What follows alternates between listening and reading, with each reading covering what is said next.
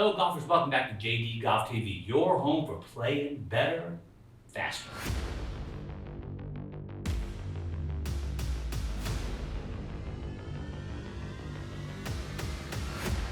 This lesson is going to have to do with your lead arm motion. Since the Dunigan family basically eats Asian food once per week if we're behaving, I can't believe it took me this long. We're going to use a chopstick. What we're going to do with it is put it in our glove. Get that baby on there just so. Now you stay there, sucker.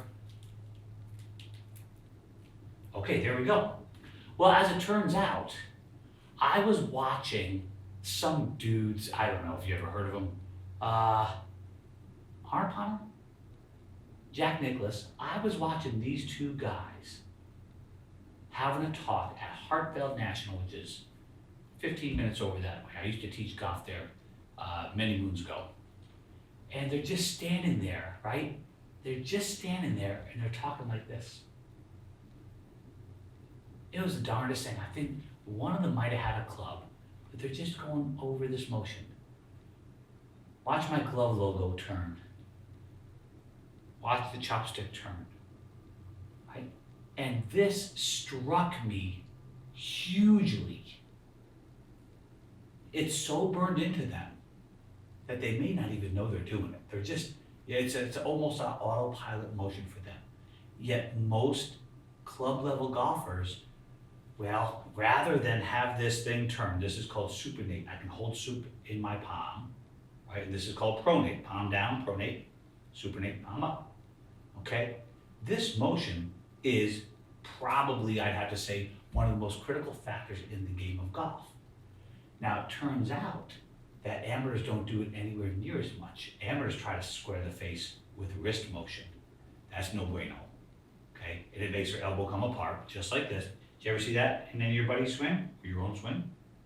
Well, that's the wrong thing. Trying to square the face with this wrist motion, hard game. And even somebody like Dustin Johnson with that super close face, look where his stick would be pointing at the top of his backswing, his club face. Even with this, he comes down and he still throws a club into this release. He still looks like this through the golf ball. He still rotates that stick. And he's got the most closed club face ever. So what we're gonna do is have a little exercise on the roll power. By the way, this is also an accelerator for your golf club. And if you don't do that, you're losing out on some speed. So imagine that you were going through the golf ball like this. And by the way, people do that with their putter too. They rotate, almost reverse rotate the putter face, lose all kinds of distance control. Let it turn, let it roll, baby, roll. There's a Doris song in there somewhere. Okay, there we go. Now, what we know is professionals go to the top of the backswing and they have some palm down. And the logo on their glove goes up toward the sky somewhat, some less than others, some way up, okay? This palm turns a little bit more down in the transition. Whoa. In fact, if you look at this, I know the whole world is all bent out of shape about shallowing the club, or what I call flattening it. Watch this. If I do turn the palm down, I call it the Caesar. Remember Caesar for the gladiators? If I turn this thing this way, I get the shallowing. Yay, it's easy, nothing to it. I go up, I rotate the stick, and then I slowly and smoothly rotate it again. I don't try to save it at the very end of the swing because that's a real hard game. The pros are doing it slower than the AMs, but they're doing it maybe twice as much as the AMs. What? Yeah, the AM is going this way through impact. The pros got this nice slow roller. So let's say we have to learn to roll it to square the face. And here, oh, look at that stick go. From the overhead view, there it is. I can rotate it down. Oh yeah. Rotate it right over real slow. And we're gonna hit golf balls like this. Okay, back. Now you might not need to roll it very much on the backswing. Some people are rolling it too much.